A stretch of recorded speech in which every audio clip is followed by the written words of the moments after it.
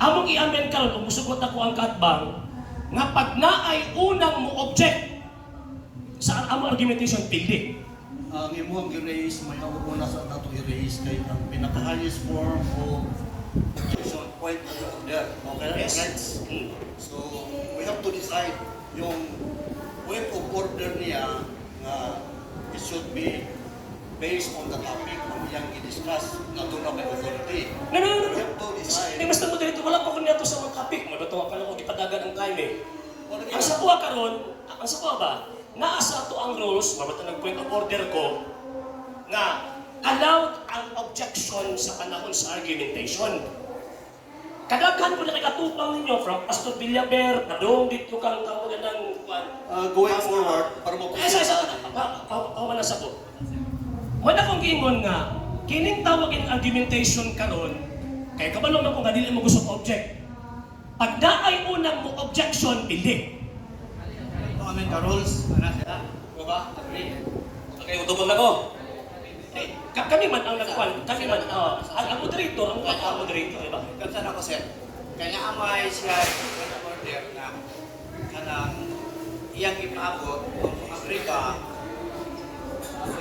si Salis if ever na kay o i-amend no ang atong rules isa sa rules number no para nga mapalo na to nga kung na object so automatic ana yung mga rules.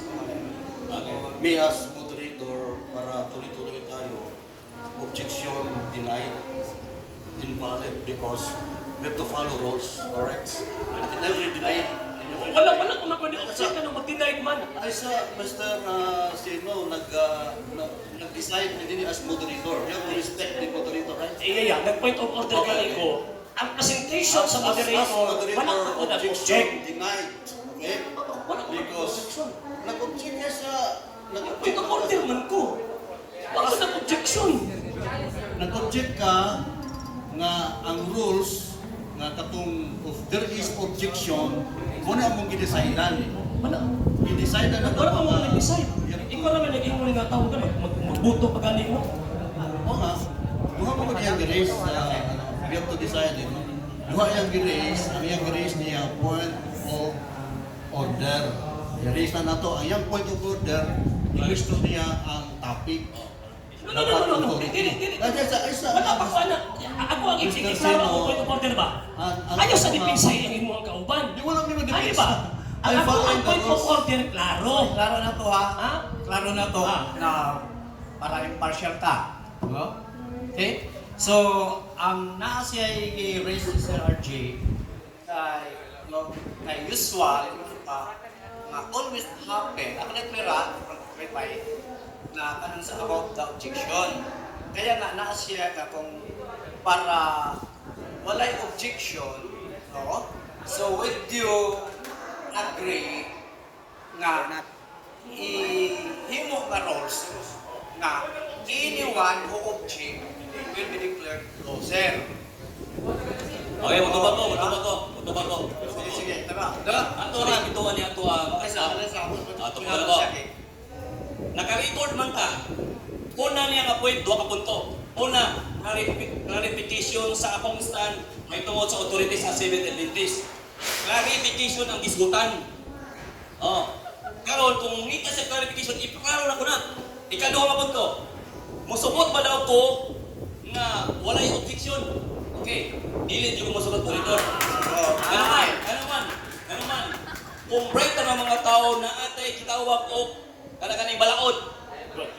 Ang garo na ito ng objection o kanang kitawag o kung ato ng ako na. Kaya nga na ay suggestion of whether you agree.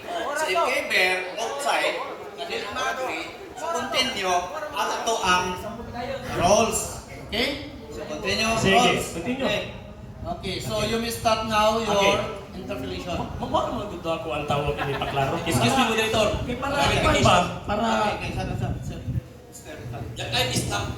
Why? Ingon siya ipaklaro daw sa kuha asa nga base nga nahimong authority ang Seventh Adventist. Wala pa siya nag-question. Unang istorya nimo siya na. Wala na gani kanang naano na to. Kaya agreed nang mawalay paan, wala to ano kanina na Sige. so karon we will proceed para di ta madugay. We will start now for the cross. Right, sa mga higal na makiksunan, we have to follow rules. Klaro ang rules diri, dahil objection. So, that is why we deny. Okay? So, klaro na. At gusto lang ito i-comment, yung comment ka niya na nilabag ako.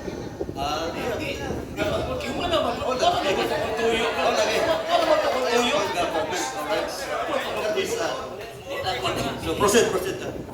Sa hindi pa po nakapag-follow sa mga pages po natin, i-follow nyo po yung mga pages po natin. RJ Horolanciano II TV Apolia Punto Argumento page, Kuya Apologies TV page, and RJ's Vlog 2022. And pwede rin po kayo mag-send po dyan ng Facebook stars. And also, sa ating po mga channels, sa hindi po nakapag-subscribe, subscribe po ninyo yung mga channels natin, Dalay Catholic, Apologies International Official, RJ Sano II TV, Kuya Apologies TV, and Barrio Kawayan Religious Forum.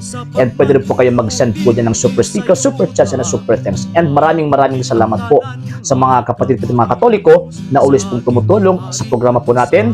Maraming salamat po. Nang dahil po sa tulong at suporta po ninyo, ang programa pong ito, until now, andito pa rin po sa social media. And until now din po, nangangailangan pa rin po tayo sa tulong at suporta po ninyo dahil wala po kami magagawa rito mga sir, mga ma'am, kung wala po yung tulong at suporta po ninyo. Sa gusto pong tumulong, sa gusto pong sumuporta, pwede po ninyong ipadala ang tulong at suporta po ninyo sa pamamagitan po ng ating mga account numbers dyan po sa ating pong screen.